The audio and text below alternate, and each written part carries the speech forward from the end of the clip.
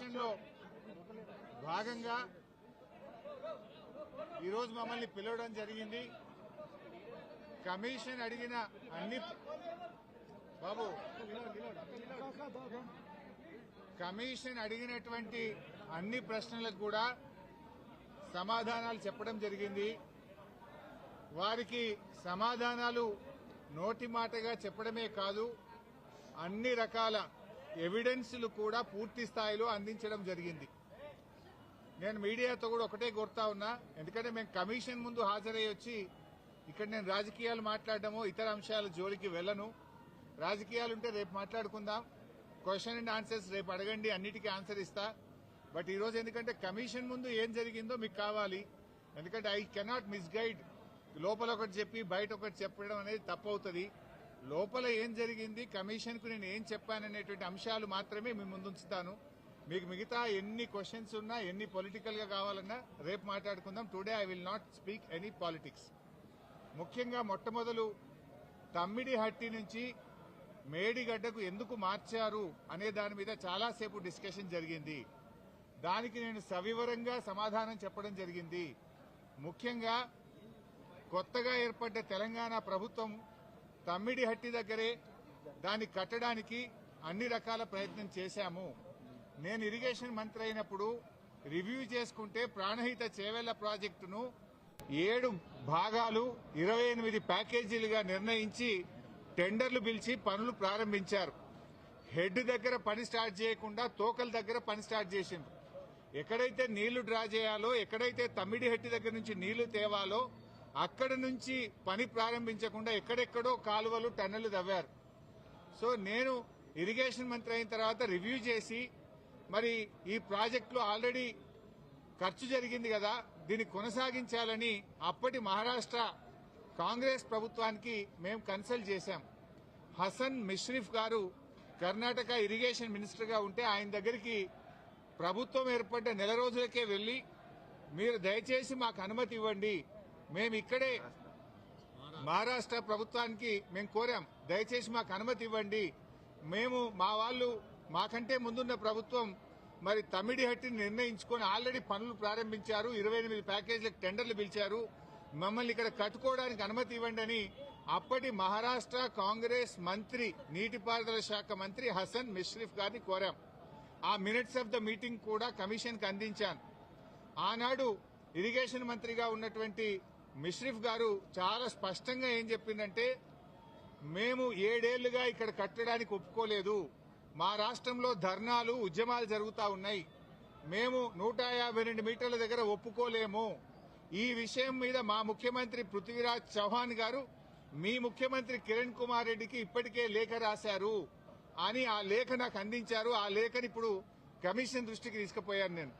ఆ లేఖలో ఏముందంటే, మీకు మీరుగా నిర్ణయించుకొని పనులు ప్రారంభిస్తే మీరు చేసే ఖర్చు, మీరు చేసే డబ్బు ఏదైతే ఖర్చు చేస్తుందో అదంతా వృధాగా మారే అవకాశం ఉంది అని పృథ్వీరాజ్ చౌహాన్ గారు మన రాష్ట్ర ముఖ్యమంత్రికి రాసిన లేఖను ఆనాటి కాంగ్రెస్ మంత్రి నాకు ఇచ్చారు. అంటే మీరు ఇట్లా పోతున్నారు, తప్పు అనే విషయం, ఆ విషయం కూడా కమిషన్ దృష్టికి తీసుకుపోయాం. ఎట్ ద సేమ్ టైం ఒక 5-6 మీటింగ్లు జరిగినాయి మహారాష్ట్ర తెలంగాణ మధ్య. 5-6 మీటింగ్లు మినిస్టర్ లెవెల్లో, ఇంజనీర్ల లెవెల్లో, ఫైనల్ గా ముఖ్యమంత్రి కేసీఆర్ గారు స్వయంగా మహారాష్ట్రకు వచ్చి మహారాష్ట్ర ముఖ్యమంత్రి ఫడ్నవీస్ గారితో జరిగిన చర్చల మొత్తం సారాంశాన్ని వారికి చెప్పే ప్రయత్నం చేశాం. ఎందుకంటే అనేక ప్రయత్నాలు చేశాం. మహారాష్ట్రలో కాంగ్రెస్ ప్రభుత్వంపై బీజేపీ ప్రభుత్వం వచ్చింది. అప్పుడు గిరీష్ మహాజన్ గారు నీటిపారుదల శాఖ మంత్రిగా ఉంటే 2015 జనవరిలో నేను వెళ్లి గిరీష్ మహాజన్ గారిని కూడా, మీరు ఎంత నష్టపరిహారం అడిగినా ఇస్తాము, దయచేసి మాకు ఉద్యమాల్లో నుంచి వచ్చిన ప్రభుత్వం, నీళ్ల కోసమే తెలంగాణ ఉద్యమం జరిగింది, నీళ్లే మాకు జీవాధారం, మాకు తమ్మిడిహట్టి దగ్గర అనుమతించండి అని గిరీష్ మహాజన్ గారిని కూడా కోరాం. ఆయన కూడా ససేమిరా అన్నారు. అప్పుడు మన రాష్ట్ర ముఖ్యమంత్రి కేసీఆర్ గారు స్వయంగా మహారాష్ట్రకు వచ్చి అక్కడ మహారాష్ట్ర రాజ్భవన్ లో విద్యాసాగర్ రావు గారి గవర్నర్ గారి సమక్షంలో మహారాష్ట్ర ముఖ్యమంత్రి ఫడ్నవీస్ గారిని 17 ఫిబ్రవరి 2015 రోజు తమ్మిడిహట్టి దగ్గర బ్యారేజ్ కట్టడానికి అనుమతి ఇవ్వండి అని అనేక రకాలుగా కేసీఆర్ గారు మహారాష్ట్ర ప్రభుత్వాన్ని, మహారాష్ట్ర ముఖ్యమంత్రి గారికి విజ్ఞప్తులు చేశారు. అయినా వారు ససేమిరా అన్నారు. ఫడ్నవీస్ గారు మాట్లాడుతూ మాకంటే ముందు 7 ఏళ్లు కాంగ్రెస్ ప్రభుత్వం ఉండే, 7 ఏళ్లు కాంగ్రెస్ ప్రభుత్వం తమ్మిడిహట్టి దగ్గర ఒప్పుకోనప్పుడు ఇవాళ నేను బీజేపీ గవర్నమెంట్ ఆ రోజు తమ్మిడిహట్టి దగ్గర కట్టొద్దని నేనే ధర్నాలు చేసినా, పోరాటాలు చేసినా, ఇవాళ నేనెట్లా ఒప్పుకుంటా? రాజకీయంగా అది ఎట్లా సాధ్యమైతుంది? ఒప్పుకునే ప్రశ్నే లేదని ఆ రోజు ఖరాఖండిగా మహారాష్ట్ర ముఖ్యమంత్రి గారు కేసీఆర్ గారికి చెప్పారు. 7 ఏళ్లు మహారాష్ట్రలో కాంగ్రెస్, ఢిల్లీలో కాంగ్రెస్, మన దగ్గర కాంగ్రెస్, 3 చోట్ల కాంగ్రెస్ ప్రభుత్వం ఉన్నా తమ్మిడిహట్టి దగ్గర బ్యారేజీలకు ఒప్పించడంలో, అగ్రిమెంట్ చేయడంలో, పనులు చేయడంలో ఆనాటి కాంగ్రెస్ ప్రభుత్వం పూర్తిగా ఫెయిల్ అయింది. నాటి కాంగ్రెస్ ప్రభుత్వంలో ఉత్తమ్ కుమార్ రెడ్డి, కోమటిరెడ్డి వెంకటరెడ్డి, శ్రీధర్ బాబు వీళ్లే తెలంగాణ ప్రాంతం నుంచి మంత్రులుగా ఉన్నారు. మీరు పట్టించుకోలే, 7 ఏళ్లు మీరు చేయలే. బట్ అయినా మేము అన్ని రకాలుగా ప్రయత్నం చేశాం. ఇంత మధ్యలోనే, ఈ సమయంలోనే సెంట్రల్ వాటర్ కమిషన్ తమ్మిడిహట్టి దగ్గర నీళ్లు లేవు అని 2 లేఖలు రాసింది. 2 లేఖల్లో స్పష్టంగా అక్కడ నీటి లభ్యత తక్కువ ఉంది, మీరు ప్రత్యామ్నాయం చూసుకోండి అని మనకు కేంద్ర సిడబ్ల్యూసి మనకు చెప్పడం జరిగింది. అదేవిధంగా అదే సిడబ్ల్యూసి మీరు కట్టిన రిజర్వాయర్లు తక్కువ ఉన్నాయి, రిజర్వాయర్ల సంఖ్య పెంచుకోండి అని కూడా చెప్పింది. ఇవన్నీ లెటర్లు కూడా ఈరోజు కమిషన్కి ఇచ్చాం. సిడబ్ల్యూసి నుంచి వచ్చిన 3 లేఖలు ఈరోజు కమిషన్కి ఇచ్చాం. అప్పుడు కూడా కేసీఆర్ గారు ఒకవైపు మహారాష్ట్ర ఒప్పుకోవడం లేదు, రెండవ వైపు నీళ్లే లేవు. ఈ పరిస్థితుల్లో ఏం చేయాలని కేంద్ర ప్రభుత్వ సంస్థ వ్యాప్కోస్ కు కేసీఆర్ గారు మరి ఏం చేయాలో ప్రత్యామ్నాయం సూచించండి అని వ్యాప్కోస్ కు మేము ఇవ్వడం జరిగింది. వ్యాప్కోస్ ఎవరో అల్లాటప్ప సంస్థ కాదు, అది సిడబ్ల్యూసీలో అంతర్భాగము, కేంద్ర జలవనరుల శాఖలో అంతర్భాగము. ఆ వ్యాప్కోస్ కి ఇస్తే వ్యాప్కోస్ లైడార్ సర్వే చేసి డీటెయిల్డ్ గా ఎగ్జామిన్ చేసి మాకు మేడిగడ్డ దగ్గర నీటి లభ్యత ఉంటుంది, అక్కడ ప్రాజెక్టు కట్టుకోండి అని వ్యాప్కోస్ అనే సంస్థ చెప్పింది. ఆ వివరాలు కూడా కమిషన్ కి అందించాం. సో వ్యాప్కోస్ నివేదిక మేరకు, సెంట్రల్ వాటర్ కమిషన్ సూచనల మేరకు మహారాష్ట్ర ఒప్పుకోకపోవడం వల్ల మన ఇంజనీర్ల రికమెండేషన్ మేరకు ఆనాడు రాష్ట్ర ప్రభుత్వం నీళ్లు లేని చోట నుంచి నీళ్లున్న చోటకు మేడిగడ్డ ప్రాజెక్టుకు రూపకల్పన చేశాం.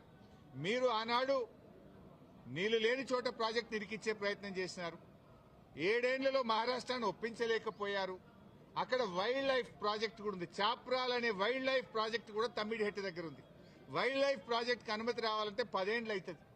మరి పోరాటాల నుంచి నీళ్ల కోసం ఉద్యమించిన తెలంగాణ ప్రభుత్వం నీళ్ల కోసం మేము వ్యాప్కోస్ యొక్క ఆలోచన మేరకు, సూచనల మేరకు నీళ్లు లేని చోట మీరు ప్రాజెక్టు ప్రతిపాదిస్తే నీళ్లు ఉన్న చోటికి మార్చడం జరిగింది.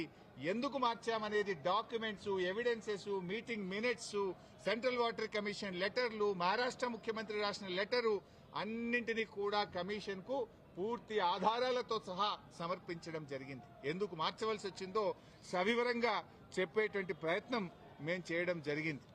కాళేశ్వరం కార్పొరేషన్ కు కేబినెట్ అనుమతి ఉందా అని అడిగారు. కేబినెట్ అనుమతి ఉంది అని స్పష్టంగా వివరాలన్నీ కూడా అందించడం జరిగింది. అదేవిధంగా బ్యారేజీ లొకేషన్ మార్పుల గురించి కూడా అడిగారు. అన్నారం, సుందిళ్ల గురించి అది ప్యూర్లీ టెక్నికల్ డెసిషన్. ఇంజనీర్లు డీటెయిల్డ్ సర్వే ఆధారంగా దేశంలో అనేక ప్రాజెక్టులకు కూడా ఈ రకంగా మారుతుంటాయి. మన నాగార్జున సాగర్ కూడా మారింది, ఎస్ఆర్ఎస్పీ ప్రాజెక్టు కూడా మారింది.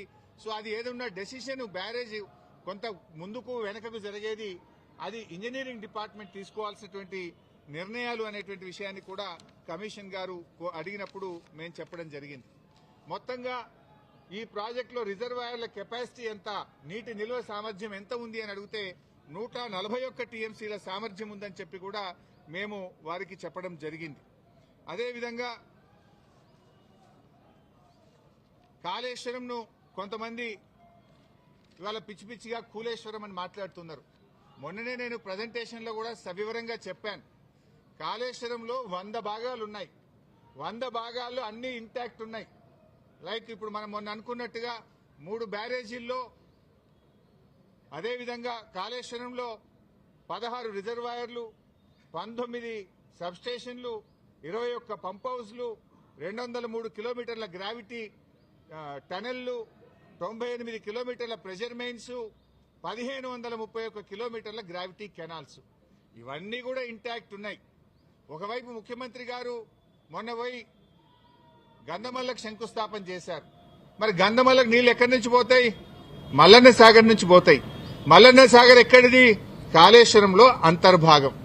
ఇంకొక వైపు హైదరాబాద్ కు మూసీ సుందరీకరణకు నీళ్లు తెస్తా అంటున్నారు. ఎక్కడి నుంచి తెస్తా అంటున్నారు? మూసీకి హైదరాబాద్ కు 30 టీఎంసీల నీళ్లు తెస్తామంటున్నారు. మల్లన్న సాగర్ నుంచి తెస్తామంటున్నారు. మల్లన్న సాగర్ ఎక్కడిది? కాళేశ్వరంలో అంతర్భాగం.